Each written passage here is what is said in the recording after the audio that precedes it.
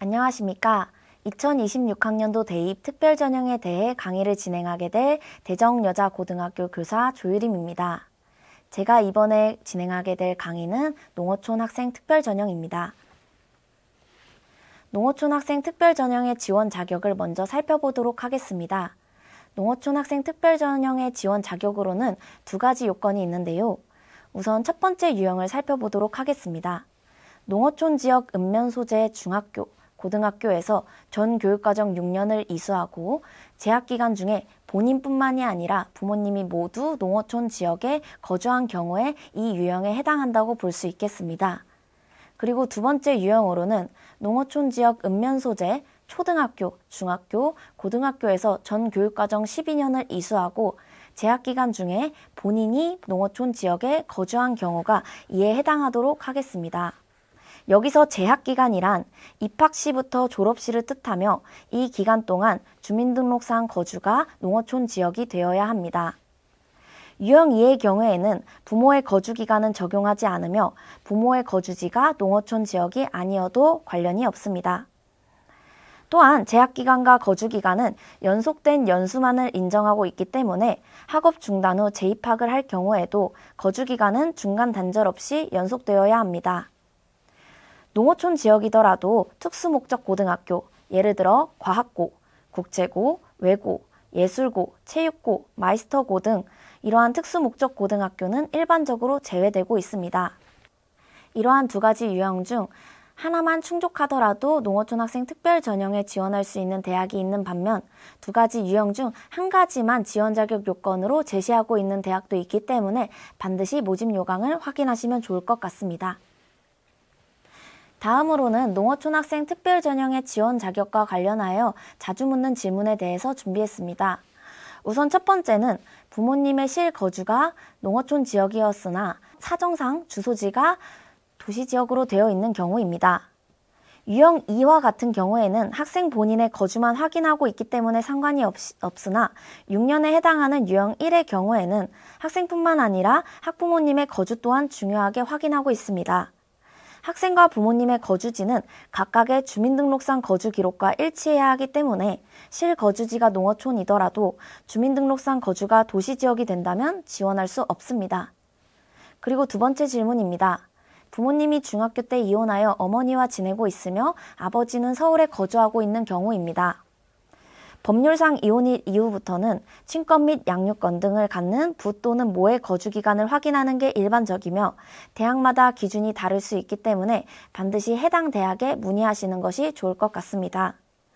그리고 세 번째입니다. 농어촌 지역에서 다른 농어촌 지역으로 이사 및 전학을 간 경우입니다. 이 경우는 지원이 가능합니다. 이사 이후 거주 지역과 전학한 학교의 소재지가 농어촌 지역이라면 문제가 되지 않습니다. 그러면 제주대학교를 기준으로 농어촌 학생 특별전형에 대해서 살펴보도록 하겠습니다. 제주대학교는 학생부 종합전형으로 농어촌 학생을 선발하고 있습니다. 모든 학과에서 선발하는 것이 아니라 일부 학과에서 농어촌 학생 특별전형을 운영하고 있기 때문에 반드시 올해 5월에 발표되는 수시 모집 요강과 9월에 발표되는 정시 모집 요강을 확인하시면 좋을 것 같습니다. 그러면 제주대학교 수시 모집 요강에서 제시하고 있는 세부 전형별 안내를 살펴보도록 하겠습니다. 1번 동그라미에서는 6년 과정 이수자로서 유형 1에 해당하는 학생들입니다. 농어촌 지역에 소재하는 중학교, 고등학교에서 중학교 입학시부터 고등학교 졸업시까지 6년의 교육과정을 이수하고 해당 지역의 부모님 그리고 학생이 모두 거주한 자입니다. 그리고 두 번째 같은 경우에는 유형 2에 해당하는 학생들인데요. 농어촌 지역에 소재하는 초등학교, 중학교, 고등학교에서 초등학교 입학 시부터 고등학교 졸업 시까지 12년의 교육과정을 연속적으로 이수한 자로서 재학기간 중에 학생이 해당 지역에 거주한 자를 대상으로 하고 있습니다. 제주대와 같은 경우에는 1번과 2번 중 하나에라도 해당이 된다면 농어촌 학생 특별전형으로 지원할 수 있게 됩니다. 앞서 말씀드렸던 것처럼 특수목적고, 예를 들어 과학고, 외국어고 출신자들은 이 전형으로 지원할 수 없습니다. 다음으로 제주대 같은 경우에는 세부 지원 자격을 구체적으로 잘 제시해주고 있는데요. 앞서 말씀드렸던 것과 같이 이혼과 같은 특별한 경우가 발생했을 경우 이는 해당 대학에 문의할 필요가 있겠습니다. 그리고 지원 자격 예시 또한 아까 말씀드렸던 것처럼 수험생과 부모의 주소지가 이사 및 전학으로 인해서 변동이 있는 경우 농어촌 지역에서 농어촌 지역으로 변동된 경우에는 지원이 가능하나 농어촌 지역에서 동지역으로 혹은 동지역에서 농어촌 지역으로 변경되어 중간에 단절이 일어난 경우에는 지원이 불가능합니다. 그렇기 때문에 지원하기 전에 반드시 주민등록 초본을 발급받으셔서 주소 변동 이력을 체크하시는 것이 중요하겠습니다. 그러면 제주대학교를 기준으로 농어촌 학생 특별전형에 있어서 어떠한 서류들을 제출하면 되는지에 대해서 살펴보도록 하겠습니다. 우선 6년 과정 이수자에 대해서 살펴보도록 하겠습니다. 농어촌 학생 전형 지원 자격 확인서라고 제주대에서 양식을 제공하고 있으니 그를 채우셔서 발급받으시면 되겠습니다. 또한 6년 과정 이수자이기 때문에 중학교도 보게 됩니다. 그래서 중학교 학교생활 기록부를 발급받으실 필요가 있겠습니다. 이는 소속했던 중학교에 가서 발급받는 것이 아니라 모든 학교의 행정실에서 발급받을 수 있기 때문에 번거로움을 줄이실 수 있습니다. 또한 부모님의 거주까지 확인하고 있기 때문에 부모님 그리고 본인의 주민등록 초본을 발급받으실 필요가 있겠습니다. 그것뿐만이 아니라 가족관계증명서 그리고 특별한 경우에는 밑에 해당하는 서류들을 첨부하셔야 되겠습니다. 그리고 12년 과정 이수자의 경우에는 초등학교 때부터를 살펴보고 있기 때문에 초등학교, 중학교 학교생활 기록부를 발급받고 그리고 지원자 본인의 주소만 확인하고 있기 때문에 부모님의 주민등록 초본은 제출하지 않으셔도 됩니다. 앞서 말씀드렸던 것처럼 전형 지원 자격 확인서 또한 제출해야 합니다.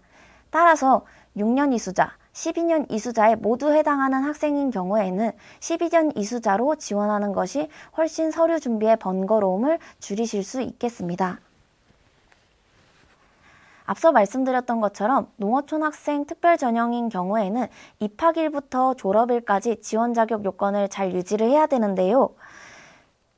농어촌 학생 특별전형 합격자 중에 고등학교 졸업 예정자로 대입을 치른 학생들은 고등학교 졸업 이후에 별도의 증빙 서류를 추가로 제출받고 있습니다. 따라서 이러한 제출 기한과 제출 서류들을 놓치지 마시고 제출하실 필요가 있습니다.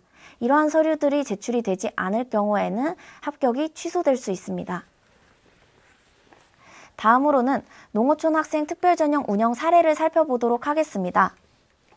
대부분의 선호도가 높은 수도권 대학에서는 학생부 종합 전형으로 농어촌 학생들을 선발하고 있습니다.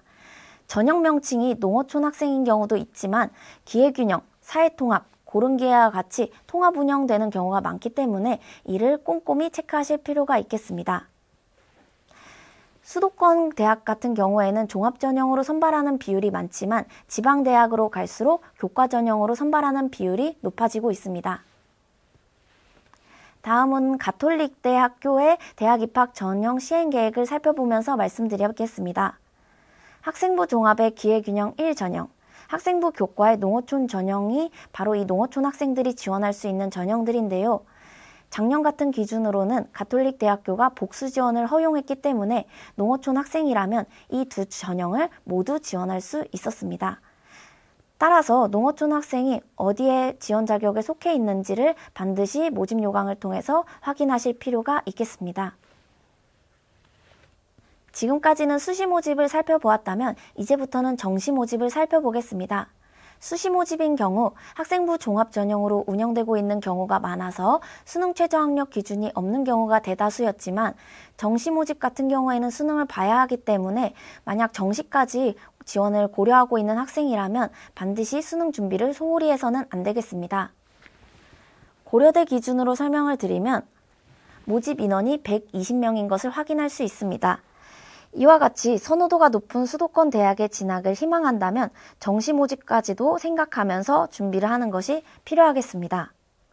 농어촌 전형의 경우 법정 선발 인원 비율이 있기 때문에 수시에서 미선발되는 경우에 반드시 정시로 이월하여 선발하고 있습니다. 다음으로는 제주대학교를 기준으로 설명드리겠습니다. 제주대학교 농어촌 학생 전형과 같은 경우에는 일반 전형과 같이 많은 학생들을 선발하고 있습니다.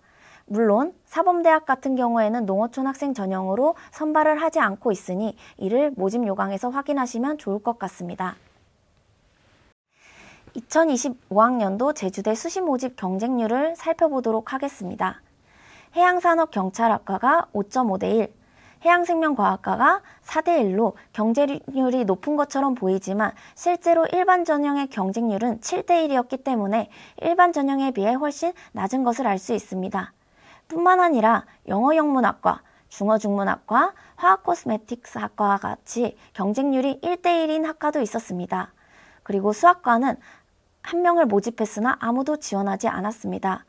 이렇게 경쟁률이 1이 안 되는 경우에는 지원을 하면 곧 합격으로 이어지기 때문에 농어촌 학생들과 같은 경우에는 좋은 기회가 될 수 있겠습니다. 다음으로는 수시 결과를 살펴보도록 하겠습니다. 제주대학교 기준입니다. 일반 학생 전형의 같은 경우에는 학생부 50컷 성적이 3.49 등급이었고 농어촌 학생과 같은 경우에는 4.88 등급으로 일반 전형에 비해 농어촌 학생의 등급컷이 훨씬 낮게 형성된 것을 확인할 수 있습니다. 다음으로 관광경영학과도 마찬가지입니다. 일반 학생에 비해서 농어촌 학생의 합격선이 낮게 형성된 것을 확인할 수 있습니다. 물론 학생부 종합이다 보니 성적만 놓고 비교할 수는 없지만 성적을 가지고 얘기를 했을 때 농어촌 학생이 조금 더 유리하다라고 판단해 볼 수 있겠습니다. 그리고 마지막으로는 원예환경 전공인데요. 언뜻 보면은 농어촌 학생의 합격선이 더 높게 형성된 것처럼 보이지만 농어촌 학생의 모집 인원이 2명이었고 지원자 수가 5명이었습니다. 하지만 예비 3번까지 합격을 했기 때문에 실질적으로 지원한 학생들이 모두 합격했다는 것을 알 수 있습니다. 다음으로는 3개년 입시 결과를 살펴보겠습니다. 관광경영학과에서 농어촌 학생 전형의 3개년 입시 결과를 살펴보면 경쟁률이 높아짐에 따라서 합격선 또한 높아진 것을 볼 수 있습니다. 이와 같이 입시 결과가 경쟁률의 영향을 많이 받기도 합니다. 원예환경정보도 마찬가지입니다. 경쟁률에 따라서 등급컷이 낮게 혹은 높게 형성된 것을 확인할 수 있습니다. 하지만 경쟁률만 고려해서는 안 됩니다. 해양산업경찰학과 같은 경우에는 오히려 경쟁률이 높았던 2022년에가 합격선이 더 낮게 형성된 것을 확인할 수 있습니다. 이와 같이 농어촌 학생 특별 전형의 경우에는 소수의 인원을 선발하기 때문에 입시 결과의 예측이 어렵다는 특징이 있습니다. 따라서 작년도 입시 결과만 살펴볼 것이 아니라 3개년 입시 결과를 살펴보고 담임 선생님과의 상담을 통해서 지원 전략을 꼼꼼히 수립할 필요가 있겠습니다. 다음으로는 농어촌 학생 특별전형 정시 모집 결과를 살펴보도록 하겠습니다. 앞서 살펴보셨던 수시 모집과 같은 경우에는 농어촌 전형의 합격컷이 더 높게 형성되는 경우가 있었으나 정시 모집과 같은 경우에는 이러한 역전 현상이 거의 없습니다. 고려대 기준으로 설명드리겠습니다. 일반 전형이 농어촌 전형에 비해서 경쟁률이 훨씬 높고 다음 70컷 평균 백분위가 훨씬 높게 형성된 것을 확인하실 수 있습니다. 그리고 밑에서 서강대 같은 경우에는 학과로 선발한 것이 아니라 자연계열에 속하는 학과를 통합하여 모집하였습니다. 그래서 일반 전형을 살펴보시면 경쟁률이 가장 낮은 과는 4.23대 1, 그리고 가장 높은 과는 8.2대 1로 경쟁률이 농어촌 전형에 비해서 훨씬 높게 형성된 것을 확인할 수 있습니다. 그리고 백분위를 살펴보시면 가장 낮은 학과의 백분위가 91.17, 그리고 가장 높은 학과의 백분위가 93.33입니다. 반면 농어촌 학생의 백분위는 평균 87.67로 정시의 경우 수시와 달리 일반 전형보다 농어촌 전형의 합격선이 대부분 낮은 것을 확인할 수 있습니다. 수시 모집과 달리 역전 현상이 거의 없기 때문에 만약 선호도가 높은 상위권 대학에 진학을 희망한다면 정시 모집까지 고려하는 것이 중요하겠습니다. 그럼 마지막으로 농어촌 특별전형과 관련된 주요 사항을 정리하고 강의를 마치도록 하겠습니다. 우선 첫 번째에서 지원 자격 및 전형 방법이 대학별로 상이하기 때문에 반드시 해당 대학의 모집 요강을 확인하시는 것이 중요하겠습니다. 그리고 두 번째로 농어촌 특별전형 지원 자격에 부합하는지 사전에 주민등록 초본을 미리 발급받으셔서 확인해 보시는 것이 필요하겠습니다. 그리고 세 번째로 수도권 대학의 경우 대부분 종합으로, 그리고 지방대학의 경우 대부분 교과로 선발하고 있기 때문에 수능 최저학력 기준이 없는 경우가 많아 수능 준비에 소홀해질 수 있다는 특징이 있어 이 점을 유의하시면 좋을 것 같습니다. 그리고 다섯 번째로 소수의 인원을 선발하고 있기 때문에 입시 결과의 예측이 어렵다는 특징이 있습니다. 소수의 인원을 선발하는 경우 입시 결과를 공개하지 않는 경우도 있기 때문에 입시 결과의 예측이 어려워 담임 선생님과의 충분한 상담을 통해서 지원 전략을 수립하는 것이 필요하겠습니다. 그리고 여섯 번째로 수시 지원 시 일반 전형과 적절한 원서 배분이 필요하겠습니다. 입시 결과의 예측이 어려운 만큼 6장의 카드를 모두 특별 전형으로 쓰는 것이 아니라 일반 전형과 적절한 원서 배분이 필요하겠습니다. 그리고 마지막으로 상위권 대학을 고려한 학생들은 정시 지원까지 고민할 필요가 있겠습니다. 이렇게 농어촌 특별 전형에 대해서 살펴보았는데요. 다음 강의에서는 특성화고 특별 전형에 대해서 다뤄보도록 하겠습니다. 감사합니다.